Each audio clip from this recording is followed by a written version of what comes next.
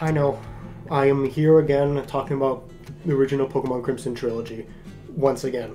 There is something different about this series. It is a whole retrospective of the making of the whole series. Like, I'm talking part 1, 2, 3, and Expeditions episode 1. In one big ass video. You know what I mean? Before I start, I would like to say, I encourage you to watch it through the end, you know, or just have my voice playing in the background. I don't really care if I'm, you know, background noise. If anything, that's what the whole point of this video is probably going to be.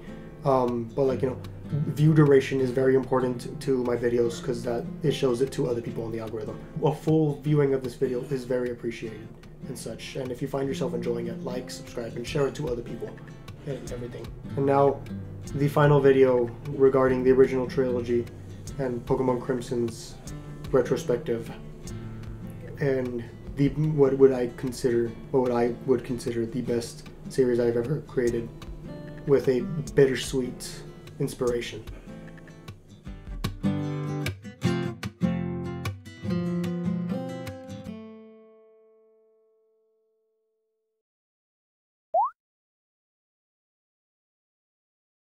It all starts in November, before I even started making part 1. I already had the idea of making a Pokemon universe, for my ex-girlfriend. Me and her were really close, and I was thinking about the idea. Oh yeah, I'm gonna make this, and you know, it's gonna be cool, right? So like the first ever like official debut of Pokemon Ame was on my Instagram. I'll have to check it later. I'll put it in the video when I edit this. But when she made her debut, I really didn't have much planned for her. In fact, when I started drawing her, she had a whole different look.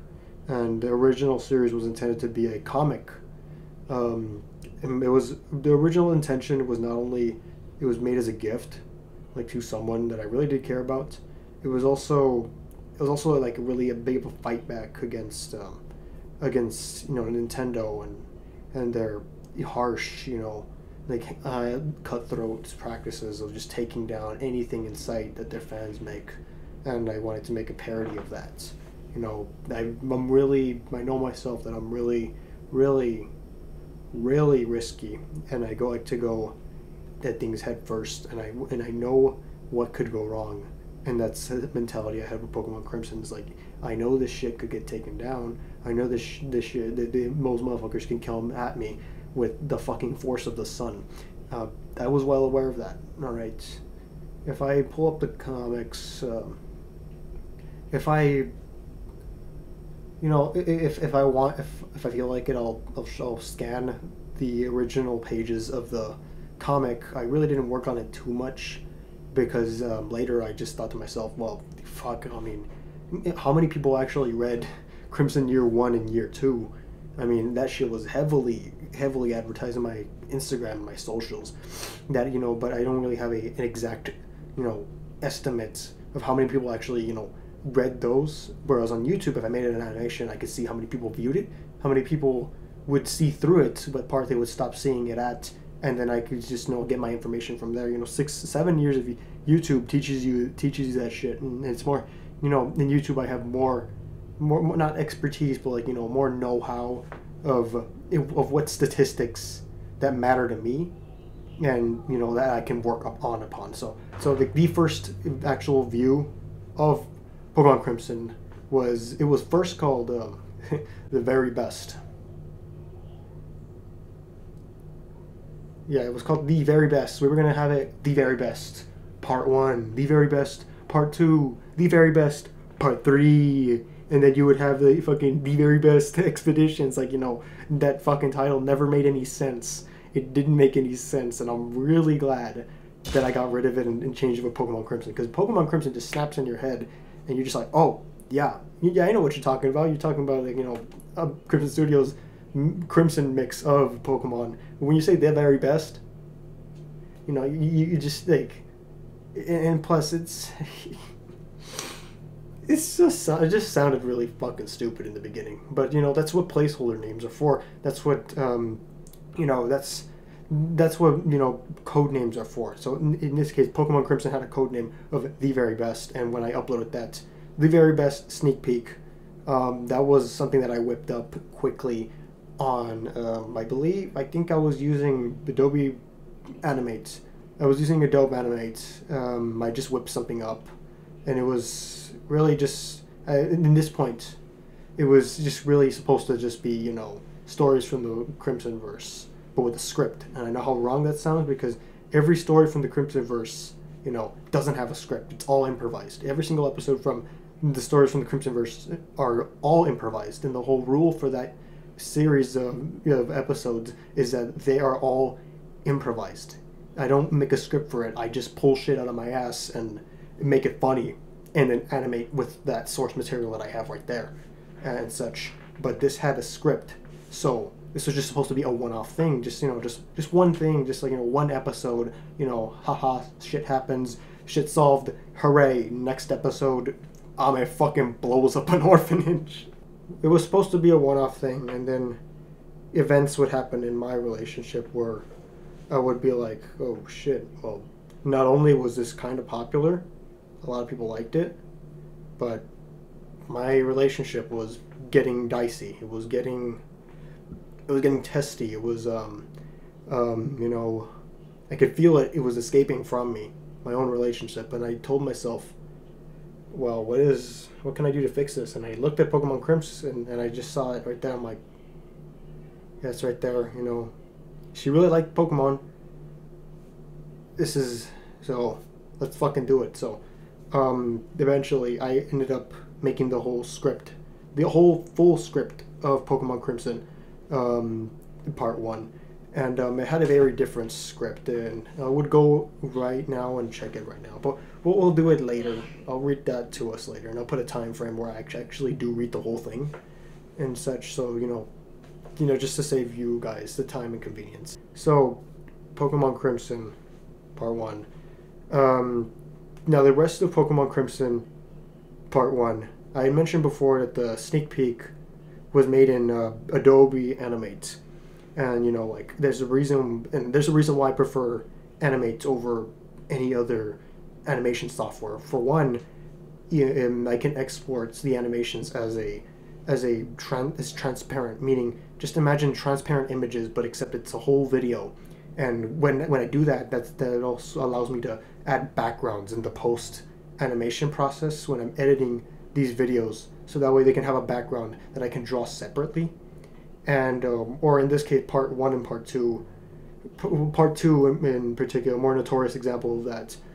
I'll get to part 2 later. I used stock images for the backgrounds, and that's what I mean is that yeah, it's very complex. It's not complex to put images in Premiere, but boy, is it a pain in the ass to get them sized right. Get them, they'll import stretchy. You move one thing, next thing you know, it's across the whole fucking galaxy. So I just thought to myself, I'll import it as transparent, and then I'll do it, and then I'll put the background in Premiere where it's a lot more stable and less headache-inducing for me. The reason why there are white backgrounds in Pokemon Crimson Part 1 is because I thought OpenToons, software that I'm using now to animate Expeditions, Part 2, Episode 2, I thought it would export as transparent. And then my dumbass goes back and I see, oh shit, no, I'm gonna have to draw a background, and I still to this day don't know how OpenToons works.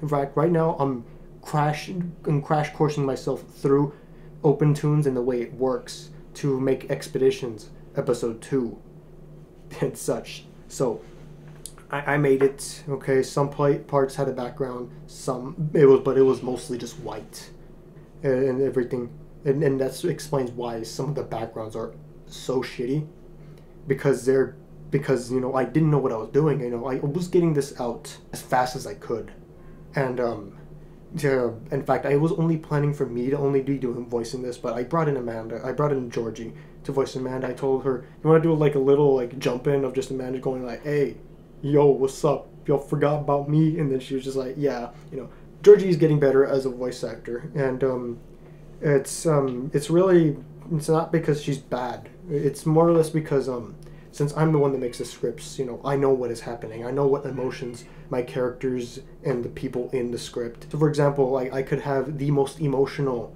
set piece on a script happening, like where Amanda is just like looking at a, you know, like destruction, and she's just, you know, voicing like, we could have done something about this. And so, but to other people reading the script, like for example Georgie, all she's gonna see is just the words, and I have to kind of guide her through it. And she does, you know, she does it well. You know, I don't really tell her, oh, be perfect. You know, I'm just, you know, trying to get her used to it and everything. I know voice acting isn't for everyone, but like, you know, I'm trying to coach her through it because she does love voicing Amanda, and you know, that's good. You know, she loves Amanda. Everybody loves Amanda.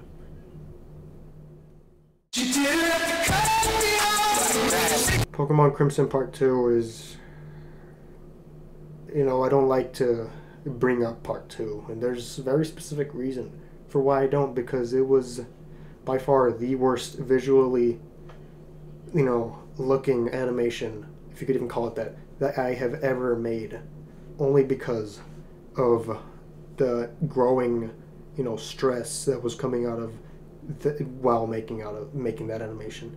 Because when I made Part 2, before I made Part 2, I had made some models in Vroid Studio, and I was just like, oh, let me just make these, you know, you know, PKMN, like right there, 3D, like, you know, and then like my relationship really started to crumble, and I was desperate to save it, and I was desperate to save time because I was running out of time in my own relationship when I was making Part 2. And so I told myself, okay, well, what I'm gonna do is I'm gonna turn on my VTubing software, because occasionally I'll just do a stream where I'm just Ame in the Ame VTuber model, and, you know, do those moves myself. You know, it'll save me the hassle of having to, you know, animate, draw everything frame by frame, and all I can do in the VTubing software is have a green screen, record it, and then move around a little bit, speak, you know, get everything right, and boom, alakablam, kazam, kazoo, Pokemon Crimson Part 2. But as we can clearly see, you know, there are some ideas that sound a lot better in your head, and then when you actually start to getting to make them, it's pretty shit. During Part 2's production and like final edit phase, because when I start something like animations, there's a whole process when I make it. There's the script, the voicing, the animation, the coloring in of those frames, and movements and such. You know, that would be step 3, and step 5 would be the final edit. The final edit is when I've done everything else, and now the last final step is to edit the video. And then after that video is done rendering, that's when it will be uploaded to YouTube. And yeah, so I was already in the process. I was already in the final edit process, and I was just like, shit, maybe I should go back and you know draw this. But at the same time, I didn't have time to spare. I was like, you know, having a panic attack in the middle of this. In the middle of this, like, holy shit, my relationship is ending. I don't have time to go back and fix everything. I just don't. I'm going to have to do it like this and do it like that. And the only part that I did animate of Pokemon Crimson Part 2 was the gunfight scene. And even I feel that scene lasted way too short. And realistically, gunfights last too short, yes, but in this case, it was supposed to be an epic, like, you know, gunfight. You know, it was supposed to be happening like that, you know, blah, blah, action everywhere. But it feels too quick for me. Like, you know, I do still try to put action in there. And I do still try, I do a lot of effort, like, oh, I make guns have the recoil in the animations, I make this happen, I make this happen. But, you know, for someone like me who always likes having everything, like, you know, like this, and, you know, minute details, it really did bother me. And those scenes were, like, you know, core, like, you know, moments were happening that, you know, and that animation, like, you know, traditional, like, drawing, like, animation would have done perfectly well.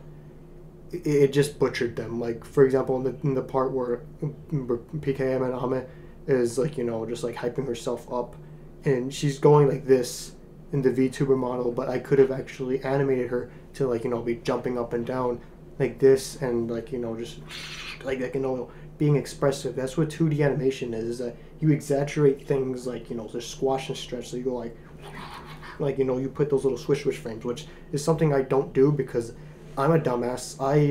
I dropped at my animation class in high school, and so I didn't do that because I felt like my own animation style didn't, you know, didn't require that. But it's something, whenever I do look back on part 2, it's something that it really does bother me, because I know I could have done better. But like I said time and time again, that, you know, I didn't have time to just go back and, like, you know, do that. And maybe, who knows, maybe one day I'll actually remaster it and put it in traditional 2D animation form. Maybe we'll do it justice. And the only thing that did save part 2 is the writing. It's all that's that carried it.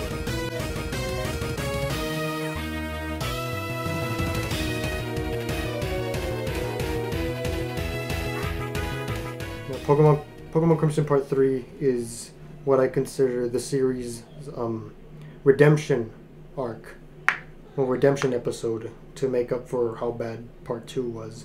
And not only was, you know, the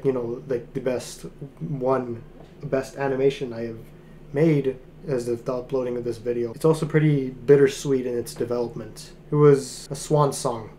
You can consider it that, with all the detail it had into it, you know, music made for it, and you know, and everything for it, even the way that it was, like, you know, created, and which was in widescreen format for cinematic, like, you know, viewing. Pokemon Crimson Part 3 took 3 months to completely finish, and it took 3 months, and the reason why it took so long is not only because it had a very long script, meaning that it also would be a very long animation.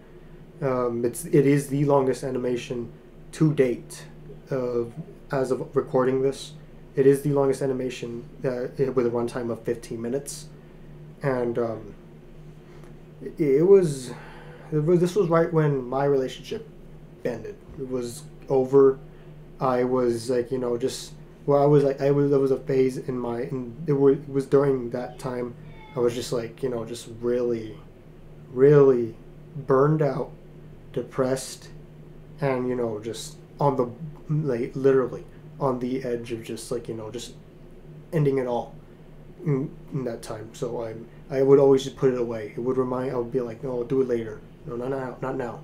Like, and everything. Like, there was a reason why Pokemon Crimson Part 3 only had one character, only had Ame in it, like, you know, and her variants and such. It was because, like, you know, Pokemon Crimson Part 3 was something that I needed to take on, that I needed to tackle head first, like, you know, and like and not only because I couldn't fit, you know, I couldn't fit Amanda into it, so, you know, I felt like I couldn't drag my friends into what I was experiencing, because I didn't want them, maybe because I didn't want them to worry, and they, you know, my friends did know how distraught I was over my relationship ending, but, you know, this was my own journey that I had to tackle on myself. Now, when I got to making Pokemon Crimson Part 3, and I actually had access to Adobe Animates again. In general, I had my tools back. I was like, okay, let's get running, let's get started.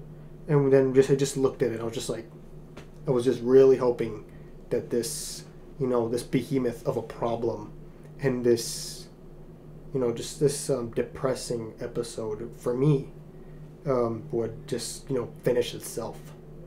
Because I didn't voice the script until about the second month into the creation of the script. Hey, hello, it's me, Futurama. As I'm editing this video, I notice how I don't say a lot of stuff I should have said, or my memory is spotty.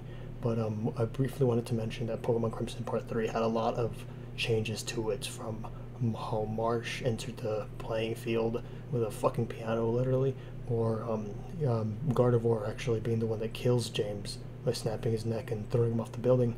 In the script, there was supposed to be a very big battle where every single trainer was going to fight back against the Team Arrow that was invading. They were supposed to invade the whole stadium and take everybody's Pokemon, and everybody would have like, you know, a whole face-off, like, you know, battling the Team Arrow like members and such. But I cut that out because obviously I didn't want to draw a lot of Pokemon and a lot of people. So yeah, but you know, I just wanted to briefly mention that. Meaning I had the script done, I had the, I just had it there sitting there for a month, and I didn't want to look at it because it would keep reminding me of my relationship, and you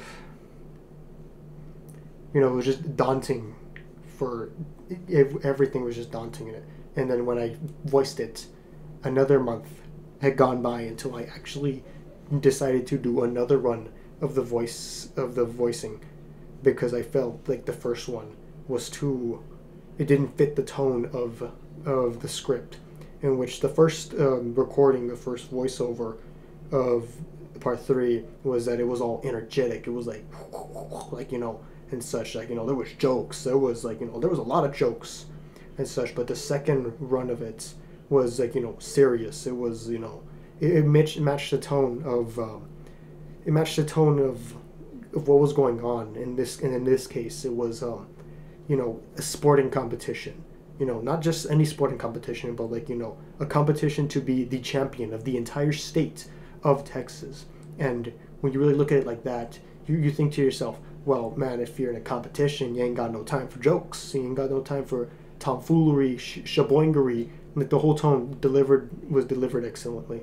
And although I won by the book, I still got a penalty, a Nuzlocke. I can't. And on my part, because I mean, it was only me, not to pat myself on my back, my own back, you know, but like, you know, it's, you know, it had a serious tone to it, attached to it, that, you know, really didn't make room for jokes. And there are a few like, you know, like gags in there, like the Saul Goodman one. I'm gonna call Saul Goodman! Who's Saul Goodman?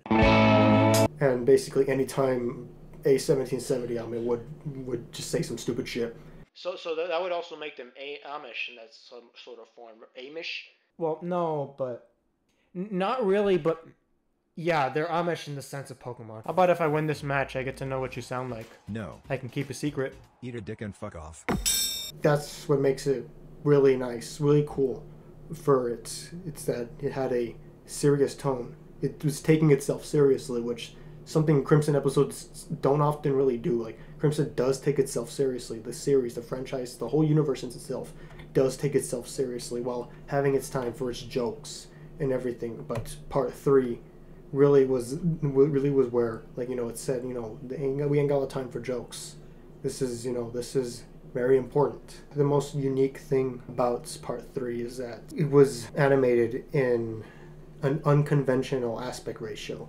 In other animations, you'll see them delivered in 1280 by 720 or 4K. It was created in that ratio, like, you know, the standard, you know, for everything, you know, for videos, for TV shows and such. But in this case, I wanted to really demonstrate what the script had for it, and what the voice acting did for it. Is that, and what I did was, I made it into widescreen format. That, like, you know, and seeing it, like, Pokemon Crimson Part 3 is delivered in the same way a big budget movie would be, like, you know, with the black bars on the top and the bottom, like, you know what I mean? Like, you know, it's supposed to really feel like a movie and such. And in this case, it kind of does feel like a movie, like, you know, a short movie, right? But, like, you know, you kind of feel that cinematic stuff happening. I'd rather die a broke bitch than lose to you. Let's go! And everything, like, you know, the voice acting, you know, the action that's happening, even though the Pokemon were just actually official sprites from, like, games and such, and they were just really, the only animating that they were doing was, I was animating the keyframes in Premiere to make them bounce up, go back, and then, like, you know, attack with, like, a little shake filter on it to, like, emphasize, like, you know, that they were doing something. And I would make them flash colors, like with the text, like, you know, and everything like that. There was a point where the whole, like, you know, the Pokemon Crimson trilogy, where I was going to draw the Pokemon myself, but those drawings always came out pretty shitty. Stop. See that Pikachu? It's a Pikachu! Ah! You're gonna scare him away! And you can see a glimpse of what those drawings look like in part 1, right, in the Pidgey and the Pikachu. Tackle! Oh, that was criminal. God. It looks pretty shitty. I mean, I won't sugarcoat it. I did a pretty shitty job on that one. And then part 2 comes along, and then that's when I started using the Vaporeon sprites. But that's off topic. Despite, you know, me not doing all that, I really did try my best to like make up for things I was not able to do, and such, by, like, you know, improvising with the things that I did have. And that's what makes Crimson, the whole animation series from season 1 to where we are right now, season 4, it really, like, you know, stand out. Is just that, you know, they have this $0 budget attached to them, like, you know, like you know, like, just like everything feels like, you know, not a single dollar was spent on it, but, like, you know, it's not in a bad way. It's like, you know, it's an indie feeling about it, like, you know, it's independent. That's really separates it, like, you know, it's independence and everything. That's kind of also why I don't do squash and stretch that often, is so that, because that way, you know, there's an independent factor. It feels like, you know, what some dude in his like, you know, room is making, you know, just for fun. And that's what Crimson Studios is about. It's about having the whole premise, the whole basis of why it was founded is that a bunch of idiots came together and said, let's make animations, you know, and everything. And that's why finding voice actors, you know, and such is very hard for me, because, you know, everybody wants to get paid. And I know that. I understand that, you know, if you're doing something, you know, for someone, like, you know, that requires you do want to get paid for it. So, you know, you just, and, like, you know, and, you know, but in this case, you know, I can't pay anybody. You know, I don't make enough to pay people. And we're doing this so that one day we do get paid for what we're doing. But right now, what Crimson Studios is, the whole team, right now, it's a passion project. It's the things that people that are all, like, you know, invested in because they love it, you know. And I've asked a lot of people, hey, do you want to voice this? You know, just be a side character, you know, nothing too much. And they'll just be like, okay, can I have $20? And I do, like I said, I do understand that, you know, they want to get paid, but, you know, I just can't, you know. If I was absolutely bloated and rich, I would make a fucking anime out of Crimson and pay everybody who's voice acted for me. I would pay them gladly, but, you know, it's humble beginnings that most places start from, and Crimson Studios does have its humble beginnings. It started from a fucking green screen room in a high school, and look where we are right now. I got ahead of myself on that. The 3rd month of Pokemon Crimson's development, the actual animation, was the worst period for me. Not, you know, not just, like, you know, like, I'm dealing with software things, like, you know, like, you know, I'm like, you know, why won't you work? Like, you know, it's a lot more, you know, darker. It's, you know, I just looked at the animation and at the blank canvas in front of me when using Animate. I just looked at it and went, like, you know, I don't want to do this. I always kept pushing it away. You know, I was hurt. I was depressed. I was distraught. I was burnt out. And then just one fateful night, I just sat down in my room, and I was just there on my shitty little desk, which, you know, like, was like about this big. You know, it barely fit the monitor, it barely fit the keyboard, much less it barely fit the fucking mouse pad and the mouse in general. But I just looked at it and I was just like, you know, I gotta do this. I'm doing it right fucking now. And what I did was I pulled out my drawing tablet, and I got my pen, I put on my glove, and I just started. I just, you know, like, you know, not a single fuck. I just turned off my brain doing it. And I spent 8 hours doing the whole thing. 8 hours. It took me 8 hours to make Pokemon Crimson Part 3. The first 8 hours was dedicated to the line art. line arts and everything, like, you know, making the basic raw animations, like, you know, like movements and such, like, you know, like, yeah, everybody knows what line art is and such. And then there was also another part in it that I did go do it another day. It took me about 4 or 5 hours the next day to do it, and that was the coloring in. I did everything. I colored it in. I fixed up frames. And the more important thing is that if you actually look at Pokemon Ame's hat, it has a lot of detail. It has a lot of detail into it. Like, you know, you can even see little seams, the stitch seams on her hat. Like, you know, the little ticker tape, little, like, you know, dotted seams on the brim of her hat. And you can even see, like, the little, like, the things right here and the button on the top of her hat. And it says Iltep right here. And everything, the detail. That's what I was doing in that whole process. I was making sure really detailed. Throughout the whole, like, you know, full animation process, I just turned off my head. I just did not give a fuck anymore. I just, like, you know, I was actually going insane making it. That was really sad making it. That's what made me go insane. And by going insane, I ended up finishing it. And I ended up looking at it, I was like, holy shit, I'm fucking done. I'm actually fucking done. There was then the post-editing. The final version of it is pretty much history.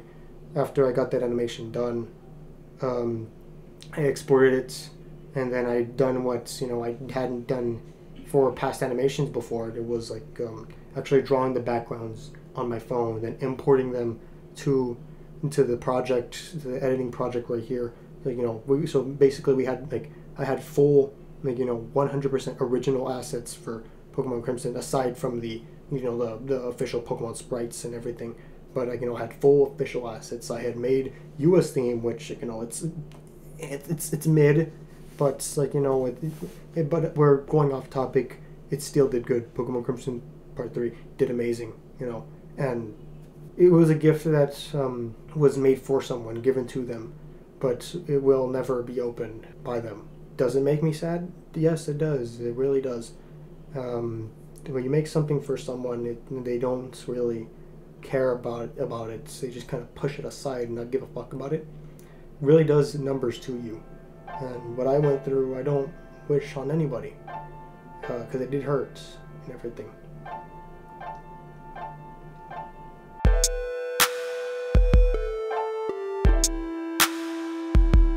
Expeditions episode 1. It went through quite a few changes. Most of it was during the animation process, which is a big no-no on my part. But that was because, you know, I was still going through a lot. I was still in denial, and I was but what Expeditions caused is the trilogy for Pokemon Crimson was supposed to be just a trilogy, just those 3 episodes, and then an epilogue that brings Marsh and Ahmet together, and then yippee, happy ending, you know, like, you know, happy ending, like, you know, that I was puppeteering, because at that point, when I was making the epilogue, and when I was making Expeditions and the first, like, you know, making processes of it, I was using Pokemon Ahmet as my self-insert, and Marsh as, like, you know, just, I was basically, it can best be described as one pathetic fool playing dolls and making a reality where these 2 people come together. And, you know, it was quite sad. And eventually in it I would just decide to snap myself out of it. I just slapped myself out and went like, no, we're not doing that. We're gonna go a whole new route for it. Like, you know, we're gonna have Helmet, like, you know, go on an acceptance path to where, and we'll decide on whether in the end, if really these 2 are meant to be together and such. So the first run had originally had, we didn't have Yua. Yua was not ever supposed to be in Expeditions as, like, you know, someone who would tag along. It was always Marsh. And the thing about Marsh's character is that she doesn't speak, and I guess you could describe her as, after reading the logs, which I'll put up later, after reading the logs, you can kind of see that she is depressed from the status that she used to hold when she was holding it, which was being an ill-type champion. Like, you know, it was very hard for her to keep her own identity secret, like, you know, because she really does cherish those private moments, like, you know, where she can actually be a human being and not a celebrity for once. And when you know she's defeated by Ame, she gets that, you know, gets better, you know, knowing that, you know, that this, like, you know, that weight is taken off her shoulders. And but then later she knows that she recognizes Ame, and she's like, I know her. You know what? Maybe she doesn't know me. And it's actually confirmed that the Gardevoir told Ame that the person that she battled, the champion, was actually Layla. And Ame obviously loses her shit, and but she just doesn't know what she looks like. Like, you know, it's literally a big case of he could be any one of us, because she's only seen the top parts of her face, the eyes and the hair. That's it. Marsh could best be described as she can wisp and wallow around in disguises and such, so where she can look like a generic side character and Ame wouldn't notice. And that's what makes Marsh kind of like a ghost, kind of a husk, because I don't give her, whenever I had lines for her in the epilogue and in the original script for Expeditions episode 1, I didn't give her any dialogue, and if I did, I only gave her 1 or 2 lines. And I was gonna voice her. I did voice her, and what I did was I really pitched up my voice high enough, and really did really high, so that way I wouldn't sound like Yua, but I wouldn't sound like myself. You know, like, Marsh is a character who says very few words, and, like, you know, she's secluded, and, you know, she doesn't like Ame. She obviously doesn't like Ame, and Ame really likes her, but, you know, can't really get over the fact that, you know, what they had is really over. Before I even wrote the script for Expeditions, I was watching the original Pokemon anime, because in my own head I was thinking to myself, well, I want to make a Pokemon anime. I want to make a Pokemon series. So what I did was I went back, I sat down on the couch, or I watched it on my phone whenever I had the chance, when I was on the bus, or when I would just be going anywhere in general. I would just watch the Pokemon series, and I was just watching it, and I watched quite a few episodes, you know, more than, you know, than like what I would when I would casually watch it every now and again. So I was just watching it, and I told myself, well, okay, well, the Pokemon anime has it follows the game. So Pokemon Indigo League is in the Kanto region. Pokemon Orange is still in the Kanto region. Pokemon Johto Adventures is Johto. And, you know, I was watching it, and I thought to myself, okay, well, what are all these animations? What are all these, like, you know, different versions of the anime? One thing do they have all in common? And like, in such, and I was really thinking about it really hard, and I was just like, they're always in a party. There's always in a party. Like in Pokemon Indigo League, there was Ash, Misty, and Brock. They're all in a group. Like, you know, I was thinking to myself, like, oh, you know, and shit. I was just like, brain blast, a mega big brain moment. So I was just like, okay, thinking, I was like, okay, there's Ame, the main character. She's Ash in this situation for when I was thinking about it. Then I was just like, fuck. Who's the second character? And I was just like thinking, maybe it should be Amanda, but then it would not make sense. The Crimson Trio does not exist. Well, the characters, obviously they do exist, but like the whole formation of Crimson, like the whole like mercenary group of it, like that part of it doesn't exist because it's not relevant to the Pokemon Crimson universe, because, you know, it's something that Nama just genuinely doesn't care about, like, you know, on a normal basis as mainline would. So I was like thinking, okay, well, Amanda can't really be here. Yua, I don't even want to fucking voice her and such. And I was just thinking to myself, wait. And I thought to myself, okay, Crimson has 3 characters. Ame, Yua, and Amanda. And I was thinking to myself, I need a deadpan character. You know, I need someone to replace Yua. And I thought about it, I was like, oh, Gardevoir. So we have our Ame and we have our Yua replacement, which was Gardevoir. So we have Ame and Gardevoir. That's 2, okay? That's 2. And then I was just really thinking about the third one. Okay, I can't put Yua. And I was thinking, I can't put Amanda. And then, well, going back to the Pokemon anime. In Pokemon anime, they have 3 characters. But for Crimson, there's 3 characters that have 3 different personalities that click with each other.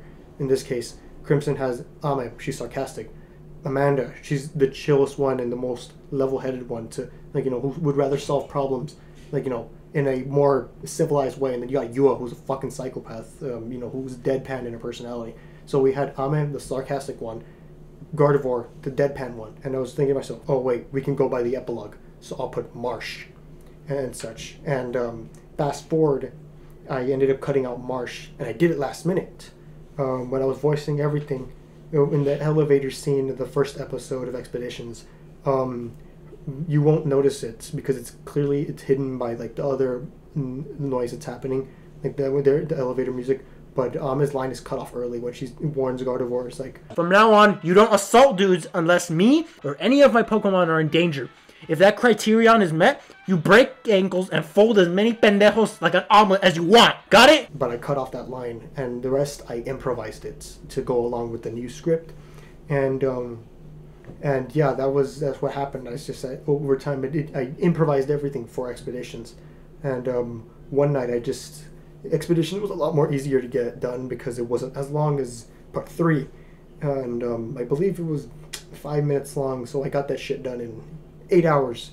4 hours I spent on the line art, the other 4 hours I spent, drawing everything, put in the colors and such, and then we got the finished product, with the final animation and such. And I did use stock images, some images, backgrounds I did draw myself, but Expeditions was really just meant to be fucking like fastball thrown into the equation, just be like, just out there, like, we're getting this whole, continuing the trilogy. That's what it was really meant for. And I do have a lot more planned for it, out of which I cannot say.